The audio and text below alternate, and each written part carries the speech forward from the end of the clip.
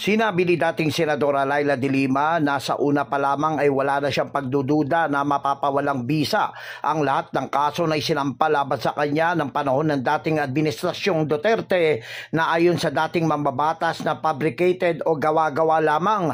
2 sa 3 kasong drug cases ang sinampa sa dating senadora ang nabasura na ng Muntinlupa Regional Trial Court kung saan ikinutuwa ni de Lima ang ikalawang acquittal ng kanyang kaso ngayong umaga. Aniya, nalalapit na ang kanyang paglaya sa loob ng mahigit sa 6 na taong pagkakabilanggo at nagpapasalamat siya sa mga taong nanindigan sa kanya at patuloy na nagdarasal para sa kanyang kalayaan. Nalulungkot lamang si de Lima dahil sa matagal niyang pagkakakulong, marami na siyang kaibigan at mga kaanak na hindi na niya makikita na maituturing aniya na pinakamasakit na yugto sa kanyang buhay dahil na rin sa panggigipit sa kanya.